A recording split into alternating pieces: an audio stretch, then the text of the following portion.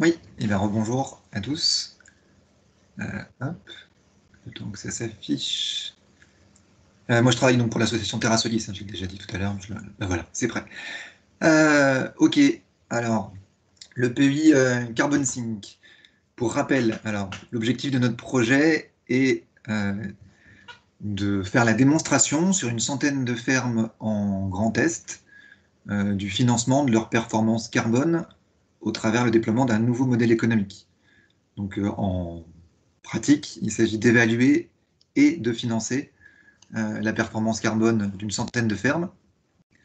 Rapport à nos objectifs de départ qui étaient de travailler simultanément sur les grandes cultures, la viticulture et l'élevage, qui sont les trois productions principales de notre région Grand Est. On a fait le choix, il n'y a pas si longtemps que ça, de se recentrer sur les grandes cultures, puisqu'en élevage, l'évaluation et la finance carbone, c'est déjà en cours de déploiement. Et en viticulture, pour le coup, là, c'était pas encore tout à fait prêt. Donc les grandes cultures nous semblaient avoir un bon niveau de maturité, et c'est sur cette filière qu'on pouvait véritablement déployer des outils un peu nouveaux en matière d'évaluation et de financement. Donc voilà, il y a 5 partenaires dont les logos sont affichés en petit à l'écran qui sont engagés dans ce projet.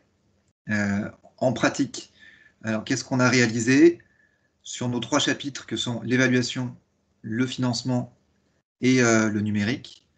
Alors, premier chapitre, sur la question de l'évaluation, on a commencé par regarder quels étaient les outils d'évaluation existants, donc qui permettent à des fermes, alors à l'époque de grande culture, de viticulture et d'élevage, de calculer des bilans carbone. Et sans guère de surprise, on s'est rendu compte qu'il y avait pas mal d'outils, mais aucun qui permettait d'adresser simultanément plusieurs productions et de calculer des bilans carbone complets, à savoir traitant à la fois d'émissions brutes. Donc ça, c'est la fertilisation, les carburants, voilà, enfin, c'est tous les gaz à effet de serre qui se dégagent, pour faire simple, de nos fermes, mais aussi stockage de carbone dans le sol, mais aussi effet de substitution lorsqu'une sur une ferme on produit des biomatériaux ou des bioénergies qui viennent se substituer à des produits d'origine fossile. Voilà, ça peut aussi rentrer dans le bilan carbone de la ferme. Bref, tout ça pour dire qu'aucun outil satisfaisant en matière d'évaluation complète carbone de nos fermes. Voilà, première conclusion du groupe. Deuxième travail, eh ben, c'est la production d'une méthode d'évaluation, donc dédiée aux grandes cultures.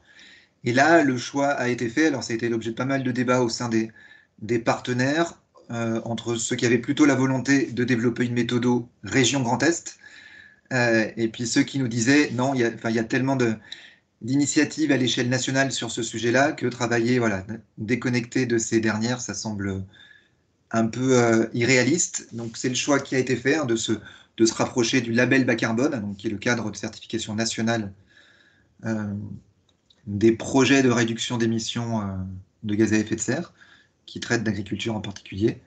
Donc c'est dans le cadre d'un groupe plus large que le seul PUI Carbon Sync qu'on a participé à la production de la méthodologie d'évaluation du label bas carbone dédié aux grandes cultures. Alors, qui sera bientôt prête, puisqu'elle est actuellement. Donc, une méthodo, en gros, c'est un mode d'emploi, hein, qui explique, en l'occurrence, à un agriculteur sur une ferme de grande culture comment calculer son bilan carbone, et puis quels sont aussi les autres critères de qualité qu'il doit respecter pour rassurer le financeur, puisque l'objectif d'avoir une méthodo certifiée par un label, c'est d'engager des financeurs derrière, donc de certifier que le calcul est bien fait. Voilà, donc cette méthode, elle est en cours de relecture par le ministère de la Transition écologique, qui est en retard. Voilà, donc ça devrait arriver, on l'espère, d'ici le mois d'avril. Donc on aura une méthode officielle comme les éleveurs l'ont déjà. Elle s'appelle Carbone Agri les concernant. En grande culture, il n'y a pas encore de nom, mais ça, voilà, on pourra vous en dire plus au mois d'avril.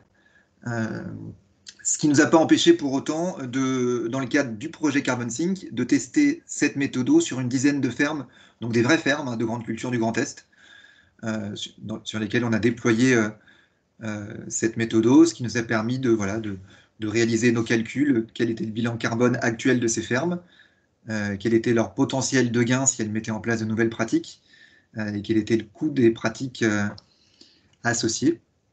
Pareil, on a les résultats, mais on est bloqué par le tampon du gouvernement qui, tant qu'il n'est pas apposé sur la méthode, voilà, enfin, nous demande d'être relativement prudent sur la publication de chiffres, puisqu'en fait, en grande culture, la méthode est nouvelle, donc voilà, le secteur des grandes cultures n'a pas encore de référence avec cette nouvelle méthode en matière de carbone, donc tout le monde est assez preneur hein, de résultats sur le sujet, mais si, suite à la relecture du ministère, la méthode venait à être révisée et qu'entre-temps on communique sur des chiffres qui finalement ne seraient pas tout à fait les bons, on pourrait créer voilà, quelques déceptions, notamment chez les agriculteurs. Et puis, alors c'est pas forcément anecdotique, mais ce qui est bon de savoir aussi, c'est que le label bas carbone, donc le cadre de certification nationale porté par le gouvernement, est l'objet de quelques critiques, tout spécialement en agriculture, de la part d'ONG voilà, qui sont assez vigilantes à ce que des entreprises, alors greenwash, enfin voilà, enfin, fassent du greenwashing pour compenser leurs émissions. Voilà, donc c'est un sujet un peu sensible politiquement et sociétalement parlant. Voilà. En action réalisée au chapitre financement, alors qu'est-ce qu'on a déjà produit? Alors on est allé voir dans les études nationales qu'est-ce qu'on pouvait trouver en matière de chiffres sur, voilà, sur une ferme de grande culture, quel est le potentiel de gain, donc quel est le nombre de tonnes de CO2 évité qui peut être généré sur une ferme lorsqu'on y déploie un projet bas carbone. Donc ça, voilà, c'était la première question autour de laquelle on cherchait des réponses. Et puis après, la question du coût des pratiques associées, donc comme je l'ai dit, donc, sachant que du coût des pratiques, on va s'en servir pour fixer un prix objectif de vente de tonnes de CO2. Voilà. Et ce prix de la tonne de CO2, on va le multiplier par un volume de tonnes de CO2 générées par les fermes, tonnes de CO2 évitées. Et c'est prix fois volume qui va nous permettre de déterminer un revenu carbone pour les agriculteurs. Voilà, donc sur la question du modèle économique qu'on va proposer à nos agriculteurs, on est en train d'y travailler activement. Pareil, c'est un chantier en cours. On a tout de même identifié quelques questions qui n'étaient pas encore posées hein, dans les cadres, enfin dans les cercles de réflexion nationale autour de la finance carbone en agriculture, et notamment la question du passage à l'échelle. Donc on sait aujourd'hui que par exemple en élevage, il y a France Carbone Agri, voilà, qui est une association gérée par la profession agricole, qui propose de l'évaluation et de la finance carbone aux éleveurs à hauteur de 40 € la tonne de CO2. La question qu'on pose, c'est est-ce que ce modèle est tenable si un très grand nombre d'éleveurs s'engagent dans ce type de démarche et si du coup la profession se retrouve à devoir vendre un grand nombre de tonnes de CO2 évitées sur les élevages. Ou est-ce qu'au contraire, la proposition de prix proposée actuellement par France Carbone Agri est plutôt dans une logique de valorisation de niche et pas forcément déployable à grande échelle. Voilà, alors bon, je rentre peut-être un peu trop dans le détail. Je vais accélérer sur cette question du financement. On a mis en place 2 groupes de travail. Donc on a déjà produit une première étude sur comment mobiliser des financements publics et notamment des financements PAC autour de ces questions de bas carbone en agriculture. Et puis on travaille également à la question de comment mobiliser des financements venant directement de nos filières aval, donc des industriels de l'agroalimentaire qui, si demain elles vendent, elles se retrouvent à vendre des paquets de pâtes ou des paquets de farine bas carbone, comment est-ce qu'on peut faire remonter de la valeur directement jusqu'aux fermes et agréger ça dans un revenu carbone qui du coup permettra de mobiliser à la fois du crédit carbone, à la fois de la subvention publique et à la fois des primes filières. Voilà, c'est un peu ce qu'on étudie aujourd'hui en matière de modèle économique. Et sur la question de dernier chapitre, dernier lot d'action du projet Carbon Sync sur la question du développement d'un outil numérique permettant de faciliter les transactions agriculteurs-financeurs. Voilà, c'est le sujet sur lequel on est encore aujourd'hui le moins avancé, car comme tout le monde, on a pris sans doute un petit peu de retard. Donc voilà, j'en dis pas plus aujourd'hui, ça sera un sujet à suivre. En matière de livrables, Alors, ce qu'il faut bien comprendre, c'est que le projet Carbon Sync produit des outils qui vont permettre aux fermes de grande culture de s'engager dans l'évaluation et dans le financement de leur performance carbone. Mais de manière pratique, comme c'est déjà le cas en élevage, une ferme, pour s'engager dans une démarche bas carbone, elle va réaliser un diagnostic initial, donc elle va faire ses calculs, c'est une opération assez compliquée. Elle va identifier des bonnes pratiques nouvelles à mettre en place, dont elle va devoir simuler les effets pour savoir combien de tonnes de CO2 elle va pouvoir économiser et donc vendre. Et ça, en général, ça passe par voilà, le recours à un conseiller de chambre d'agriculture, de coopérative, donc voilà, conseiller agricole régional. Tout ça pour dire que si Carbon Sync va produire les outils, donc facilitant l'évaluation et le financement, on ne sera pas au direct, enfin directement, on ne rentrera pas directement dans les fermes pour réaliser du diagnostic.